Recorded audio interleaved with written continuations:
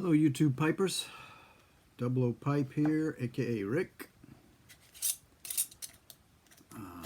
Back with my Savinelli Bing's favorite. This time I'm putting Carter Hall in it. Smells good. Feels like it's getting dry in this bottle. I didn't think it's, or this jar, I didn't think it was supposed to get dry in the jar. Shows what I know.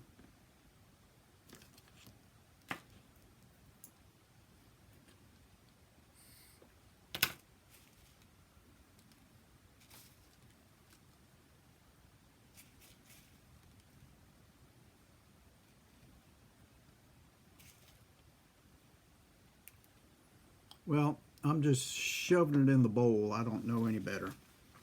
I mean, I've been taught better. I've been shown better ways. They don't seem to work for me for some reason. So I figure I'll just smoke my dadgum pipe the way I want to. Whether it's right or wrong, makes no difference. As long as I'm enjoying the puff, good for me.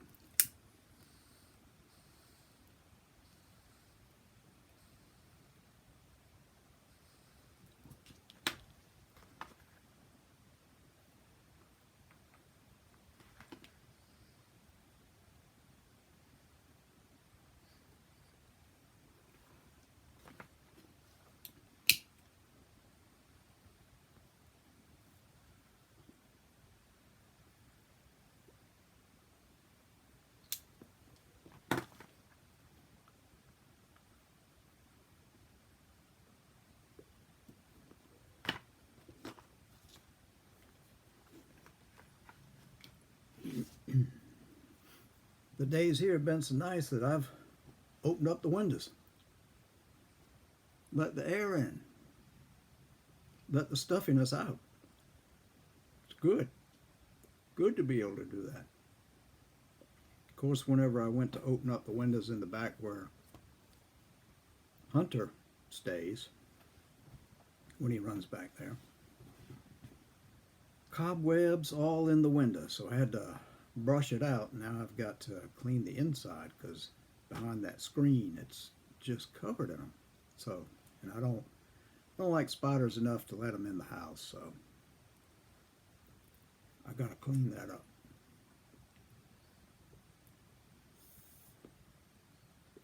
But it's been nice enough to do that, to open up the window. How have y'all been?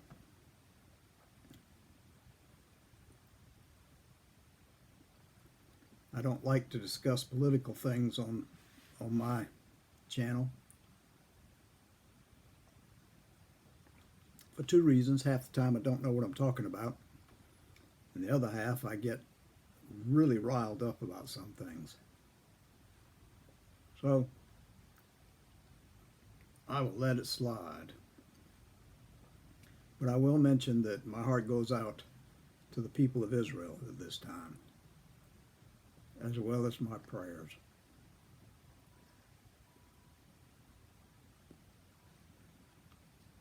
It's a horrible thing that those people have done.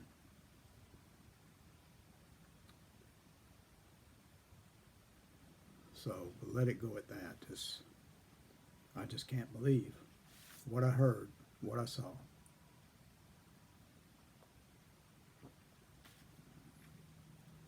Makes me retreat back to my old memories.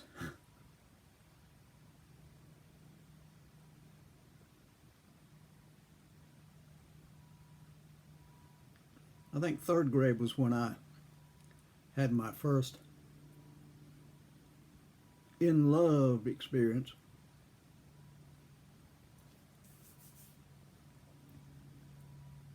And I had an active imagination back in those days. Y'all have heard me talk about Robin Hood and pirates on Treasure Island. My imagination used to get me in trouble in class.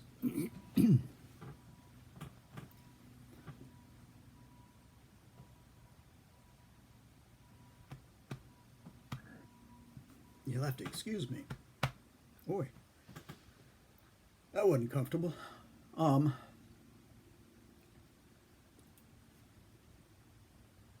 Getting back to Robin Hood,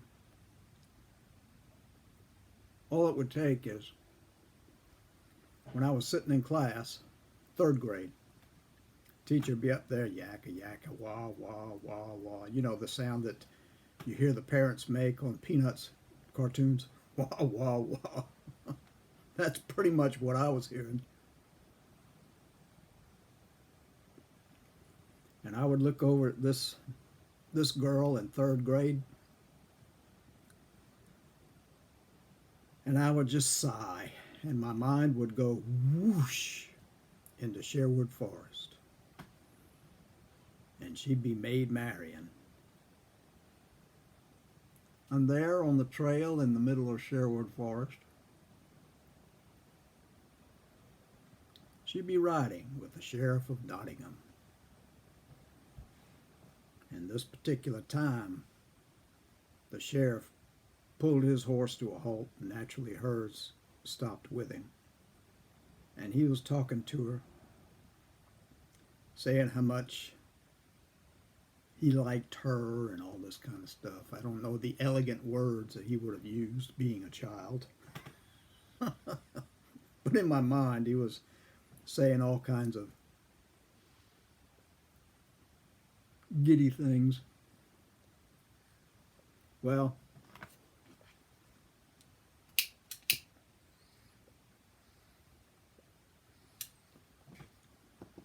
me being Robin Hood, in my mind I would catch hold of I don't know where these came from, catch hold of a vine, just like in Tarzan, and swing down and clunk onto a limb just above he and Maid Marion. And I would say, don't you touch my lady's lips with yours.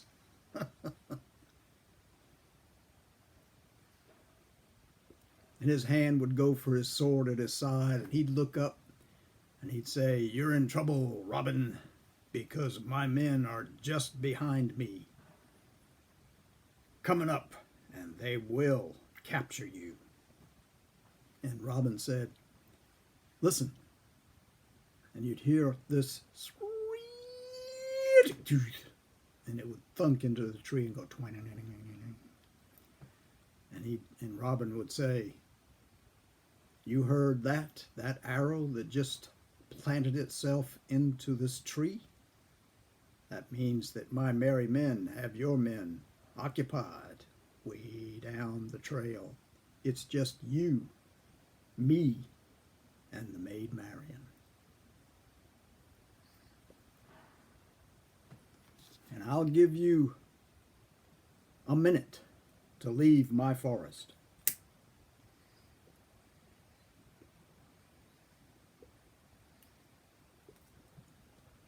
And he said, "I will not leave without the fair Maid Marion." And I'd say, "Oh, but you will." And from the bushes you hear, "Oh, but he won't." And Little John stepped from the brush, twirling his quarterstaff as if it were a baton.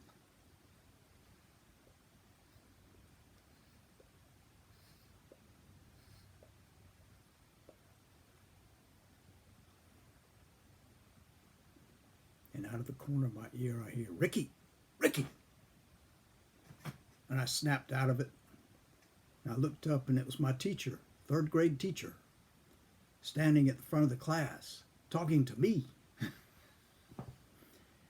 And she said, "You've been daydreaming again in my class? If you don't stop that and start listening to the lessons, I'm going to have to send a note home to your parents." And I thought to myself, "Oh, please don't do that."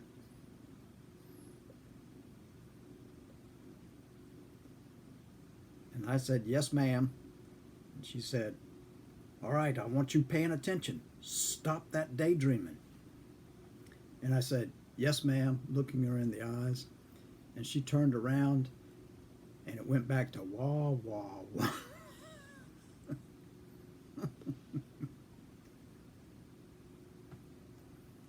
And I'd catch a glimpse of my fair lady sitting 3 seats away from me, and instantly I'd be back on that limb, and Little John walking up to the Sheriff of Nottingham with his quarterstaff in his hand, saying, "He's not leaving. Just one crack with my staff will break his melon open, and the beasts in the forests can feed upon his brains in the dirt."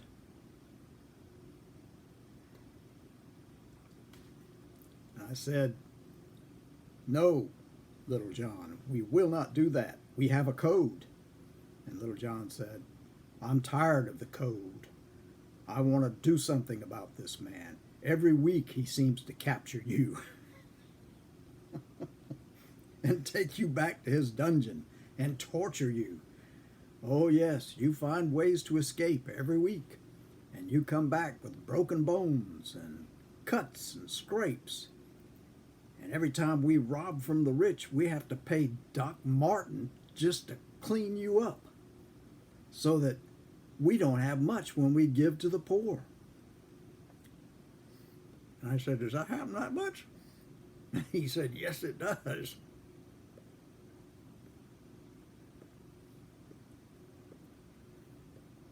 So let us, your merry band of men, rid ourselves of this vermin.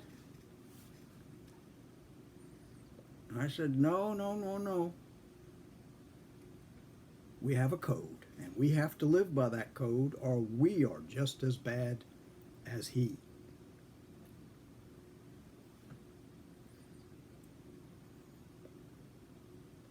And Little John looks up in the treetop, and he says, "You know, we do sing ballads about you when you're in prison. And they're not very nice, Robin. They're not like the good ones you hear." And I say, "You play ballads about me while I'm in prison being tortured?" And Little John says, "Yes." And Will Scarlet said, "Yes."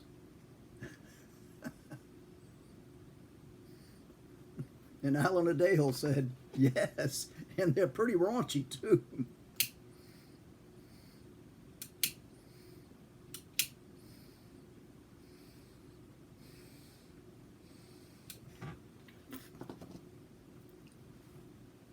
Play one of these for me. I'd like to hear one of these things that you're telling me about.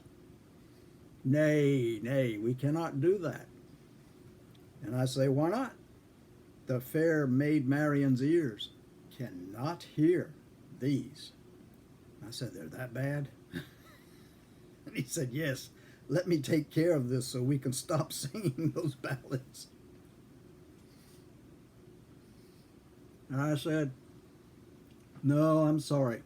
Even with that, we have a code, and I will live by that code." So Sheriff of Nottingham, below me, leave my forest, and leave now. And the Sheriff of Nottingham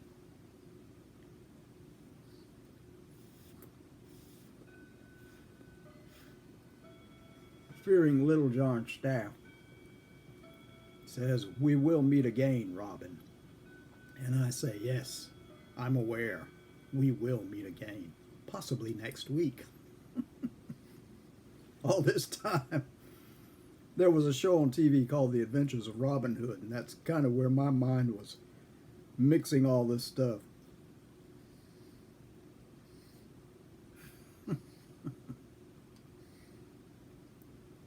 And as the horse dances away down the path back to Nottingham,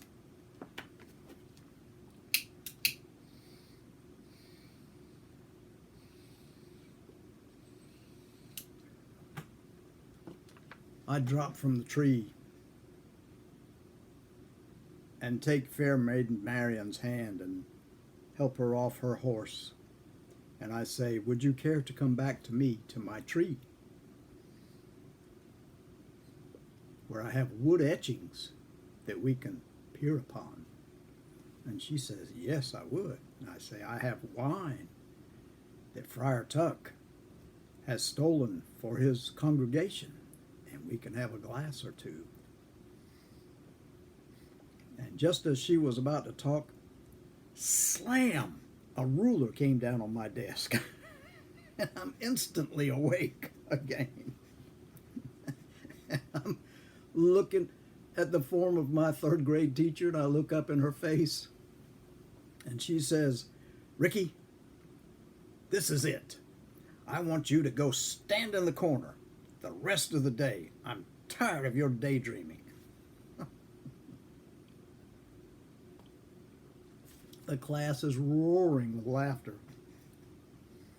as I get up.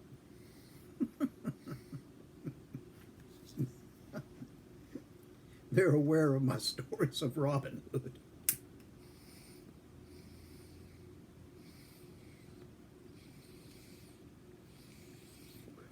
And the fair maid Marion, but I would never let them know that my maid Marion sat 3 desks over. And as I walked to the corner to stand in the corner for the rest of the day, I look over at her and I see a smile on her face. And I smile back, and as I'm going to the corner, I'm thinking, was that smile for me? Or was that smile the end of a laugh that she was laughing with the rest of the class at me? Well,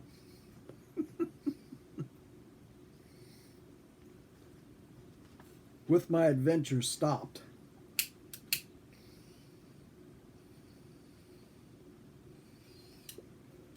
and it being Friday, and I get my allowance the next day, and I knew we were going into town, and I was going to Silver's. My mother used to work there, so we would always go to Silver's. Excuse me. And I'd walk down the aisle to the jewelry section, because that smile from my lady love three rows over just overwhelmed me, and I wanted to buy her a gift with all the money I had in my hand. 2 quarters. And I walked back to the jewelry counter.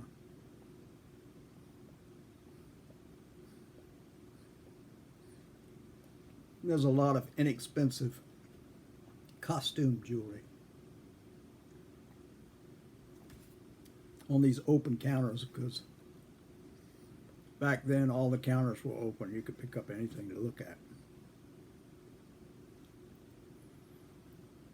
And I kept staring and picking things up, and finally a salesman came over and said, "Can I help you, young man? You've been staring at these things for quite some time." He said, "What are you looking for?" I said,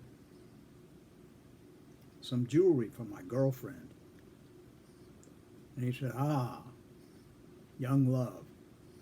I see. How much money do you have?" And I held out my hand, 2 quarters in my hand. And he said, "So much. All right, let me look for you, and I'll see if I can find something that can accommodate that price." So he picked up a ring, gold with a red stone. I knew it was gold because it shone in the light, and that stone was brilliant. And he said, "How about this one?" And I looked at it for a bit, and I said, "No, I don't think so." He picked up another one with a green stone, another gold band with a green stone in it, shiny. I said, "That has to be an emerald because it looks so real to me." I said, "No, he got something better." And he picked up one, looked like a diamond in a gold band. And as I picked it up and held it up to the light, my eyes, looked across the aisle, and there were feathered shafts. And they caught my eye, and I couldn't look at this ring anymore. I just handed it back to him, and I said, "How much are those arrows?" And he said, "They're a quarter apiece." I said, "I'll take 2. I walked over and held them to see how straight they were, and I picked out the 2 straightest ones I could find. I said, "The fair Maid Marion will have to take a back seat because I need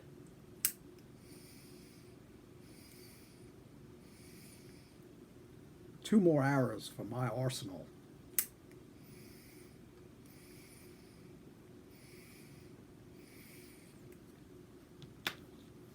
To fight the bad guys in Nottingham who come to my Sherwood Forest. I didn't know big words like that, so I'm just throwing those big words in. But that's essentially what I thought. So I gave him my 2 quarters, and he looked at me like all adults look at kids. I'm down to that point where I'm not keeping it lit again.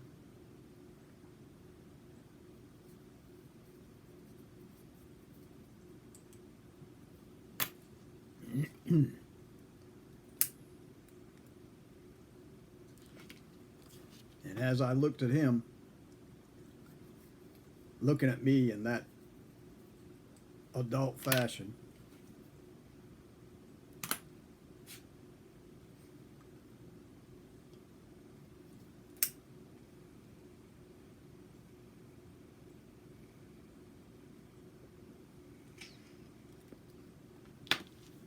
I said thank you and walked up to the front of the store, checking out my selections once again for their straightness.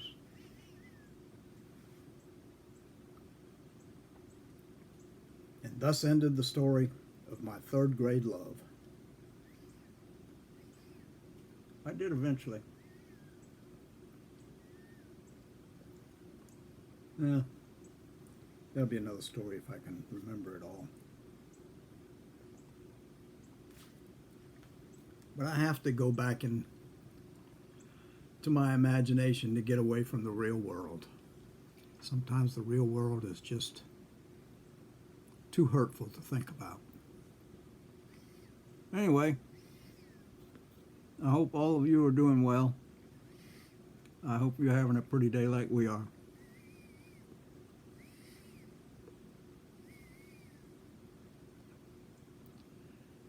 And tomorrow's geezer day at Publix. So, where is it tomorrow?